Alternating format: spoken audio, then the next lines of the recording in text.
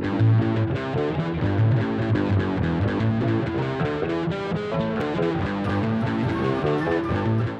everyone, and welcome to another Dwarven Tavern review.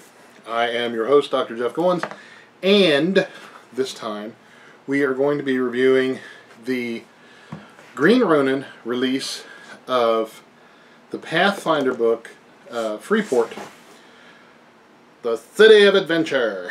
I don't know why I said it like that. It's really, I will tell you straight off the bat, it's really kind of an amazing work. It is 500 and almost 550 pages of adventure city stuff, and it has a really cool fold-out map in the back, which I think is lovely. I mean, it's a big old city, as you can see, sort of. That and I gotta try and fold it back together, and it just came out. Oh my God! I've destroyed everything. Anyway, there it is. No, it's not. And it's a challenging book as well. And I'll just put that aside for a moment. And it leaves this wonderful piece of book phlegm behind, which is really cool. I'm going to give it a full axe bonus just for not having the glue on there that rips the pages, because I hate that. Anyway, this book is, and it's got a full page, two-page representation of this unfoldable map, or unrefoldable map. I will get it. It's a challenge now. I mean, it's a quest. I have to do it. But anyway, this is it's like I said, it's like 544 pages. I look in the back here. It's exactly 544 pages long, or thick, or in volume, or whatever you want to call it. And it goes for $74.95. That's quite an investment. Now, is it worth it? Well, I'm going to say yeah, from what I've seen. I looked through this book for a while now, and it's really kind of a masterpiece, honestly. It starts out with, let's just get ahead of ourselves, shan't we? It has 20 chapters. XX is 20 chapters. XXX is those internet pages you shouldn't be looking at. And in chapter 1, you've got the history of Freeport. Chapter 2 is Freeport, the City of Adventure. It's a titular namesake. The lay of the land, life in Freeport, government, the Lord's Guard, Admiralty, law and order, religion, criminal underworld. Then in chapter 3, you've got the docks. Chapter 4, you've got Scurvy Town. Yeah, you scurvy dog. Scurvy. Not enough vitamins in your bones. You should drink ye some rum and you won't get scurvy, you know. They hang you from the scuppers. Poke him in the eye with a sharpened whale bone. I don't think that's how it goes. Chapter 5 is Blood Salt. Ow. Chapter 6 is the Eastern District. Chapter 7 is the Old City. Then you have, in chapters, Drax End, the Temple District, the Merchant District, the Warehouse District, the Underside, and apparently there are pirates on the other underside as well, you know. Yeah. The Serpent's Teeth. Okay. Hissing. That's serpents, they hiss like that because they've got the splits in their teeth. Tongue. Beyond And then they taste the air with their tongues and transmit the information back to their Jacobson's organ, which is how they, or why they, the how of that is they just use their muscles. I must be in a really strange mood. Then you've got the denizens of Freeport, the Freeport races, the Freeport classes, the supplemental rules, goods and gear, spells and magic, and then an actual adventure module called the Iron Jack Legacy, or Legacy if you are into that whole correct pronunciation thing. So, first off, at first glance, I was skimming through the pages, and noticed that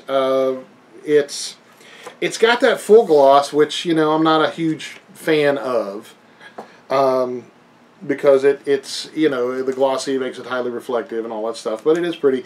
And the pages have, they're not white, they are kind of a parchment look with a nice parchmenty margins.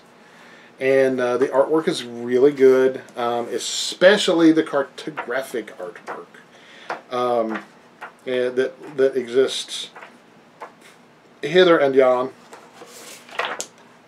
Specifically, the continent and the serpent's teeth in the back cover are the cartography is just wonderful. I love it a lot. It's very good. Good cartography. What is it about good cartography? Well, I know exactly what it is about good cartography, because if the cartography is good, it's not bad. And if it's not bad, then that means that you can easily put yourself on this island. You can imagine what it would be like to stand at the rim of this dead volcano and say Hodor and let it reverberate throughout. And then so it's a very kind of a Tolkien-esque Brothers Hildebrandt thing. I don't know how many of you have read the Sword of Shannara. I know the series is actually pretty good. I like it for some reason. The art of the Sword of Shannara chronicles, and you know, subsequently, or previously rather, the work in the cartographic work in the Lord of the Rings, The Hobbit, was so fantastic. It's so wonderful that if something doesn't have a good map, I feel like I've been cheated somehow. So, considering that this book is all about the map, it's kind of necessary for it to have cartographic wonderfulness, which in this case it does. It has cartographic wonderfulness. It's got lots and lots of it has lots and lots of maps of cities and dungeons, and it's got some artwork of characters, you know, the characters thereof, and some flavor, like you know, cinematic artwork. And hello, Alex. And you're really in the way, dude. This is Alex. Alex's butt. He's a tavern cat, and he loves the tavern. He's a good boy. I love my kitty cats. Except when they are blocking the camera's view of my magical face. But anyway, back to the review. Here, hop, scoot. The artwork is good. It's got, like I said, it's got lots of topographical maps, and then it's got lots of character and cinematic artwork. Cinematic, I guess, is that the right term? Cinematic? It might be something else, but anyway. Then, now the actual content, which, you know, the artwork, of course, is content, but in Chapter 2,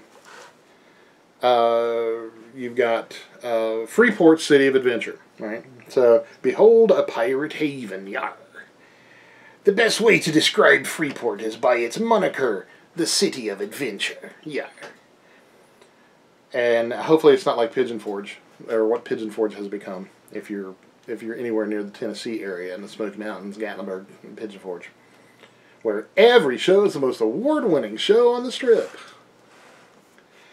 Which I don't even know how that's possible unless they do this whole time-space continuum bending thing where they, you know, alternate realities for every single show.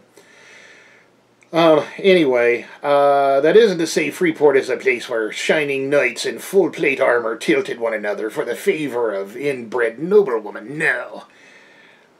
Nor is it a city where you should see great balloons drifting across the skies, magic carpets zipping hither and yon, or dragons belching flames. So there must not be a White Castle there. Freeport is a city of adventure because danger lurks around every filthy corner, me lad. Yeah. From the offices of the Sea Lord to the dank sewers worming their way beneath the city, there are hazards to be avoided, fortunes to be made, and lives to be lost. Hopefully not yours. I added that last part. So, you know, the content of the book, as far as textually, the content of the book is, it's concise, it's well written, as far as I'm concerned, and I do have a degree in English, so I kind of know what's well written and what ain't. And it goes over each part, like Scurvy Town squats to the east of the docks. For years, this was easily the meanest part of town. A large slum run by gangsters and crime lords, where even well-armed Sea Lord's Guard ventured only en masse. While blood salt has eclipsed this district in terms of violent crime and lawlessness, Scurvy Town is still a place best avoided. Which means you must go there. Right? We must go there and see what they're all talking about. Oh, there's a crossbow bolt in my leg. That's what they're talking about. So, and then, of course, it goes to the Eastern District, Drag's End, where all the men dress as women. Actually, I don't think it's what it is at all. But, you know, you think drag, and, you know, you think of the British and Monty Python. Is it all for the good of the country? What movie is that from? People in Drax... Oh, I'm sorry, it's not Drag's End, it's Drax End. The font was kind of swirly, so it looked like Drag's End. Okay, that's a bad point. But, you know, it's not unrecoverable. People in Drax End tried to scrape out an honest living far from the chaos of the waterfront districts, but doing so is not always easy in a city like Freeport. Drax End is so named because the original Drac had once envisioned carving much deeper into the surrounding jungle, but it was here his ex-pirate workers were stopped dead in their tracks, sometimes literally, by the creatures inhabiting the jungle, because it's a jungle, right? And even in a jungle where there are no magical monsters, you can get your rear end handed to you, correct? By the wrong, you know, just a spider can bite you, and bite you on your left arm, and it falls off all the way over to your right arm. So Drax End is where Drac ended his quest to, you know, carve out a swath of jungle. Then you got the Temple District, a merchant district, the warehouse district, old city, blood salt, and it has a brief, like as in like a couple of paragraphs, or sometimes only one paragraph, but it gives you enough exposition to actually, oh, this is cool. I would like to read more of this. Where can I find out more? And you look, and lo and behold, there is a chapter called The Temple District on page 180 that we shall go to. And oddly, page 180 is still in the beginning of the book, because this is 544 pages, as I might have mentioned once or twice. Chapter 9 is called The Temple District, right? And each district and POI, place of interest, or point of interest. They both begin with P. Just like every beer ends with P. The Temple District is a chapter. It goes on the Fool's Market, the Temple of the God of Knowledge, and it has a map thereof. And it's got characters, NPCs, Egil, the High Scholar, and then it's got the Temple of the Sea God, Godship, etc., etc. Strange gods, and I'm assuming that strange gods is those looking for a new spiritual path need only stroll through Fool's Market, and they're bound to find something of interest. Even if they don't find what they're looking for, if they wait a week and then return, they'll most likely find a brand new collection of religions waiting for them. What follows is a sample of the sorts of religious groups, sects, and cults one might find here. Then you've got the amicable folk wear black vests and breeches. This is the readers of the Golden Platter. That sound like a bunch of waiters. The degreers of mold. This lone priest worships the god of cleanliness. He spends most of his time scrubbing his altar. I heard you can go blind if you do that too much. Speakers of truth, the lemon merchants, doubters of green. I really don't like this font. The font that they do for the headers of each individual section is it's weird swirly font. And it's kind of difficult to pick out. Doubters of green, commission for logical pricing, and so forth. So this is just an example of the thing. So you can add your own stuff in there if you wish, which is something that I always find a plus when they leave room for the DM and I always call it the DM. You can call it GM if you want, a game master, which is what a DM is, but the DM is the DM. And that's what I shall always know it by. So then you've got the warehouse district, and each and every chapter has great depth of detail into what makes that particular district unique or stand out, which I find very cool. I like that a lot. So, and then you've got the continent, upon which Freeport rests or is situated, and it again, good cartography. It's on page 292, and so it has everything that you need to successfully run a campaign based from this city. It is a very good book. I like it a lot, and it's definitely one that I recommend, even at $75, which to me is a bit. It's a big book. You should expect to pay a pretty penny for a huge book like this, because it's 544 pages, is enormous. And then in the goods and gear section, they cover firearms and pirate weapons like the belaying pin. You know what a belaying pin is? Do you know? Well, it does a D4 of damage. Whack! Actually, a belaying pin is the pin that they slide through the holes in the railing of a ship, and they make their little knots, and then when they want to get rid of it, they just pull the pin out, and that lets the rope go without having to untie the whole thing. And it's good for you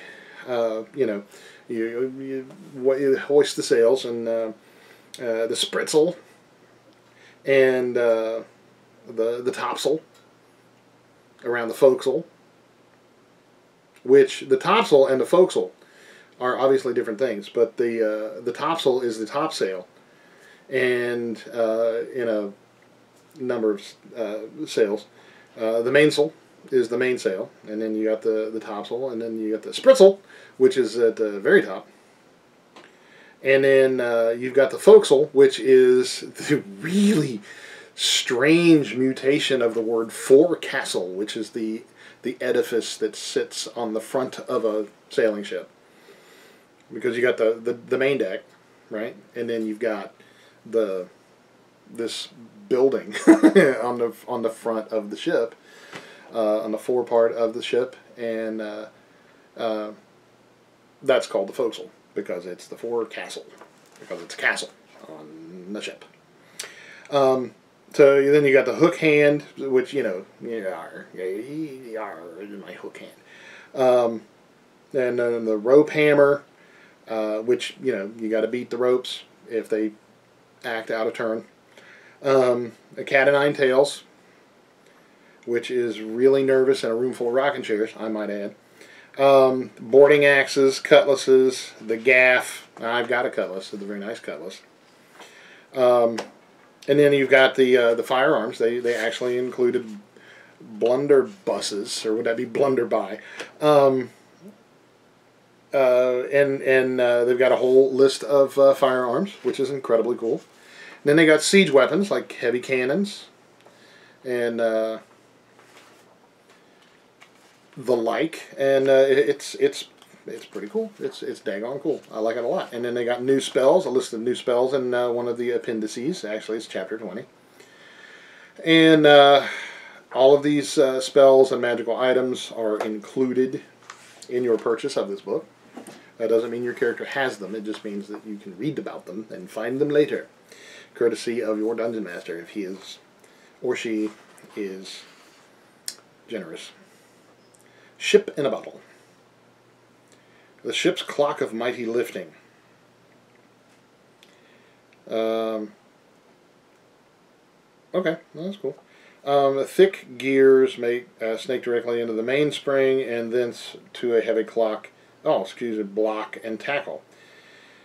Okay, so this device allows the ship to haul great weights from its hold or from the sea onto the deck. In the case of a whaling ship, for purposes of lifting, the block and tackle has a strength score of 45. Holy moly, that's some powerful magic, and it's very cool. So, yeah, the magical items are useful and beneficial, and quite intelligent. I think it's a really good book. I mean, it was really, really well done. I am pleased. I so say it. I don't know why I just gave a benediction, but whatever. This is, and it ends up with some NPCs and of course the adventure, which it's a good adventure, and it's very cool. Very, very cool. I highly recommend this book. It's from Green Ronin Publishing. You can find it at www.greenronin.com. I give it 5 axes because it is really that good. It is as good as my last review was not. Because sometimes you miss and sometimes you hit, and this is actually a critical hit as far as publishers go. Highly recommend it. 5 axes, and from Green Ronin. And there you go. So don't forget to look us up at www.dwarventavern.net and here on this here YouTube channel, and like and subscribe and all that good stuff, because we like that when you subscribe. So we like when you like, and that's it. Yeah, very cool. Very cool. I like it. Highly recommend. It's a necessity. I think it's one of those things you got in your library. You got like your player's handbook, and you got your dungeon master's guide, and then you got your bestiary, and then you got your core rules, and then there's other things like I use the D20 Mafia book for firearm critical hits, because that critical hit table is like that's like the what's the word I'm like? Platonic. It's like the platonic critical hit table for firearms, because it has a really good point. And I might actually talk about that at some point in time later. But this is a necessity for all of your city adventuring needs. Even if you change the names or whatever, you can still use this book for city adventure type stuff, because it's got some really good and in-depth stuff in it. So 5 Axis, Freeport, City of Adventure. Yar! And on behalf of the entire cast and crew of the Dwarven Tavern, I have been your host, Dr. Jeff Goins, and I wish for you to want for nothing but adventure. And at first I feared it, then I charged. Thanks for watching. We'll see you next time.